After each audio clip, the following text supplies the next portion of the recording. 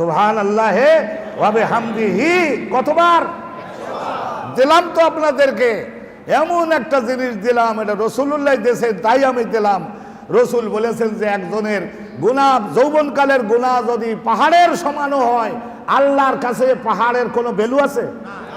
জোরে বলবেন। আরে আল্লাহর কাছে এই পাহাড়ের কোনো বেল আছে? আল্লাহর কাছে সাগরের এই ফেনা রাশি, রসুল বলেছেন ফেনা রাশির মতো বিস্তৃত যদি হয়ে থাকে, পাহাড়ের মতো বড় বড় যদি হয়ে থাকে, আর বালুর সংখ্যার চাইতেও যদি সংখ্যায় বেশি হয়, তাহলেও আল্লাহর কাছে এগুলির কোনো ভ্যালু নাই, বেল নাই।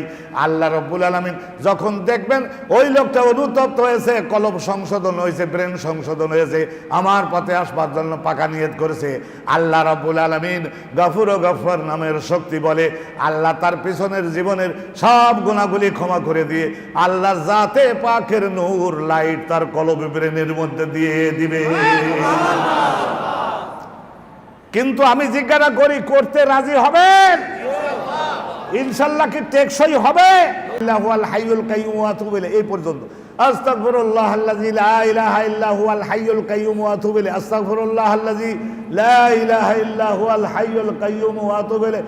আমি মহাবিপদে মহাবিপদে মহাবিপদে, এইজন্যই মহাবিপদে যে কিয়ামতে যদি ফেরেশতারা বেদ দিয়ে বানানো শুরু করে, আরে নবী বললো এই ইস্তেগফারটা, তোরা ওইটা আবার চালু করলি, কার হুকুমে চালু করলি?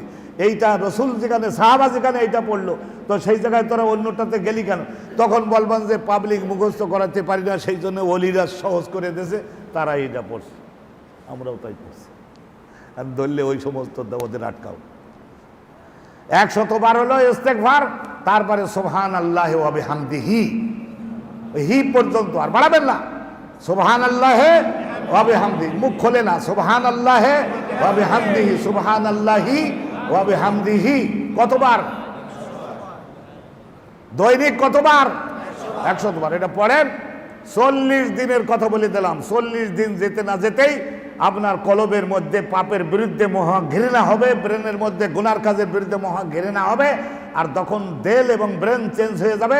আল্লাহ বলবেন ওর পেছনের জীবনের ওই সব যৌবনকালের ওগুলো ধরে রেখে আমি কি করব? আমি ওগুলো ধরে রেখে এগুলো সব জাহান্নামে দিয়ে দিলাম, ক্ষমা করে দিলাম, মাফ করে দিলাম। বান্দা, এখন তুই একেবারে হালকা বডিওয়ালা হয়ে আমার ইবাদতের পথে দুরন্ত গতিতে এগিয়ে যা।